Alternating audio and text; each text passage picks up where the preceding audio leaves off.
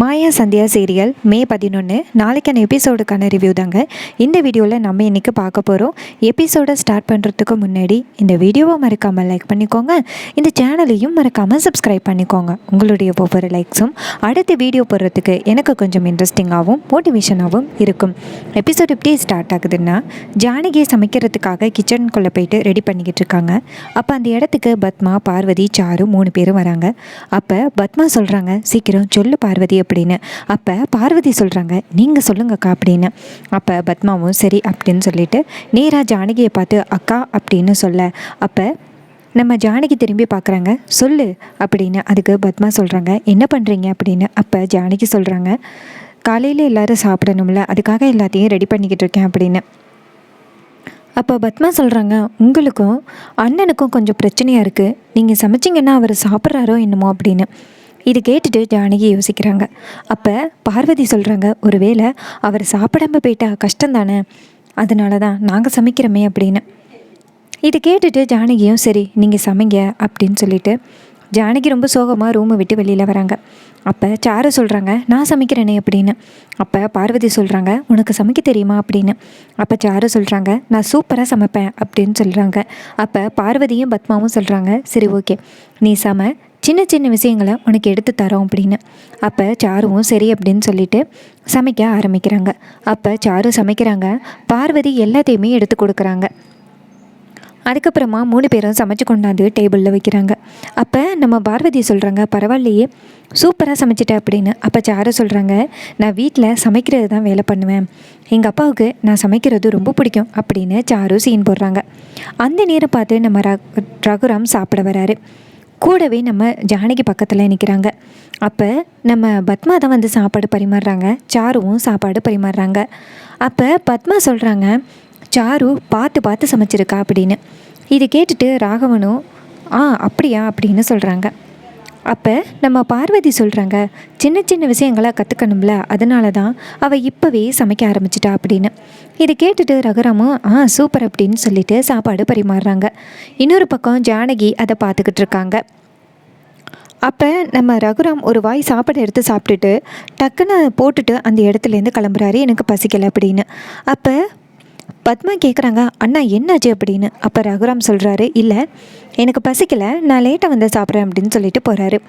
இதை பார்த்துட்டு நம்ம பாட்டி ஷாக் ஆகுறாங்க. அப்போ பத்மா கேட்குறாங்க, ஏன் அண்ணன் சாப்பிடாம கிளம்பி போகிறாரு அப்படின்னு.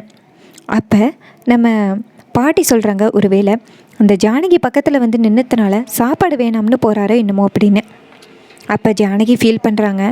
அதுக்கப்புறம் வீட்டில் உள்ள எல்லாருமே சாப்பிட வந்து உட்காடுறாங்க. அப்போ சாரு ரொம்ப சந்தோஷமாக எல்லாருக்கும் சாப்பாடு பரிமாறுறாங்க.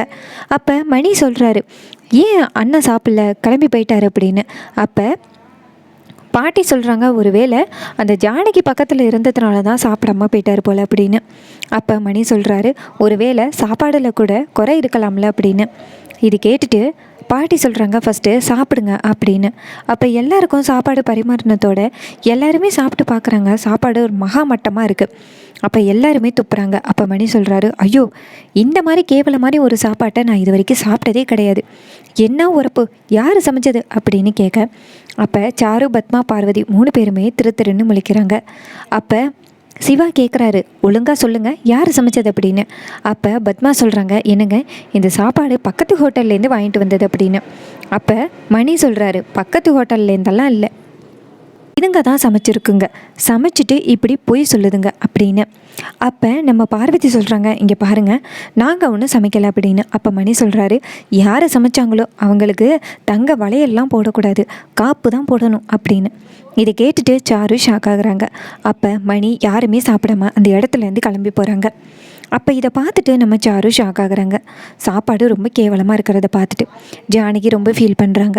ஜானகி நேராக வீட்டுக்கிட்ட போய் நிற்கிறாங்க. அப்போ ஜானகி நினைக்கிறாங்க, ரகுராம் சாப்பாடு தாங்கவே மாட்டாரே, பசி இன்னமும் சாப்பிடாமல் இருக்காரே அப்படின்னு. அப்போ மாயாவும் தனமும் அந்த இடத்துக்கு வராங்க.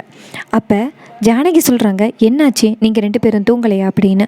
அப்போ மாயா சொல்கிறாங்க, எப்படி தூங்க முடியும், எங்களுக்கு பசி தாங்க முடியலை அப்படின்னு. இது கேட்டதோட ஜானகி ஷாக் ஆகி, சரி வாங்க 2 பேருக்கும் தோசை ஊற்றி தரேன் அப்படின்னு சொல்லிட்டு கிச்சனுக்கு போயிட்டு தோசை ஊற்றுறாங்க. அப்போ மாயாவும் தனமும் சாப்பிட்டுக்கிட்டு உட்காந்துருக்காங்க. இன்னொரு பக்கம் மணியை காமிக்கிறாங்க. மணிக்கு பசி தாங்க முடியலை, பெட்டில் கடந்து உருள்றாரு. அப்போ பத்மா கேட்குறாங்க, நீங்கள் தானே சாப்பிட முடியாதுன்னு வந்தீங்க, வயத்தில் ஈரத்துணியை போட்டுக்கிட்டு தூங்குங்க அப்படின்னு. அப்போ மணி சொல்கிறாரு, பேசாப்பில் ஜானகி அண்ணியே சமைச்சிருப்பாங்க, நீங்கள் எதுக்கு தேவையில்லாமல் நீங்கள் போய் இடையில புகுந்தீங்க சமைக்கிறேன்னு, எங்கேயாவது உங்களுக்கு சமைக்க தெரியுதா அப்படின்னு சொல்லி மணி திட்டுறாரு. அப்போ பத்மா சொல்கிறாங்க, இங்கே பாருங்கள் கம்முன்னு படுங்க அப்படின்னு. அப்போ மணி சொல்கிறாரு, இல்லை நான் கிச்சனுக்கு போயிட்டு எது இருந்தாலும் சாப்பிட போகிறேன் அப்படின்னு சொல்லிட்டு வராரு. அங்கே வந்து பார்த்தா ஏற்கனவே மாயாவும் தன்னமும் சாப்பிட்டுக்கிட்டு இருக்கிறத பார்த்துட்டு நம்ம மணி சொல்கிறாரு, எனக்கும் கொஞ்சம் சாப்பாடு தாங்களேன் அப்படின்னு. அப்போ ஜானகி சொல்கிறாங்க, சாப்பாடு தானே உட்காருங்க எடுத்துகிட்டு வரேன் அப்படின்னு சொல்லிட்டு தோசை கொண்டாந்து கொடுக்குறாங்க. இதை பார்த்துட்டு அங்கேருந்து சிவா வராரு.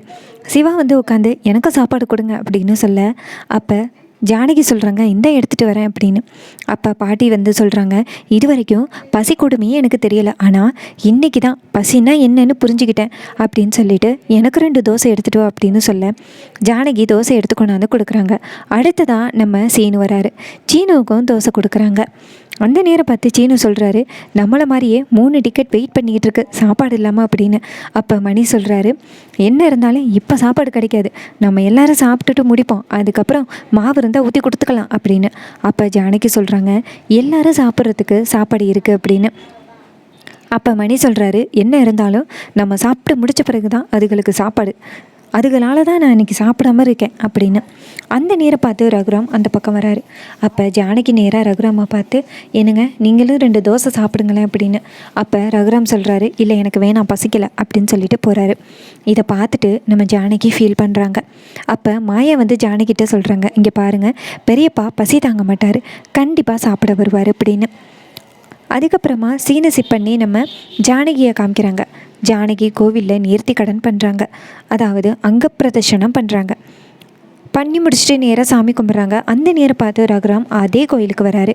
அப்போ ரகுராம் ஜானகி கோயிலில் நிற்கிறத பார்த்துட்டே நேராக பக்கத்தில் வராரு.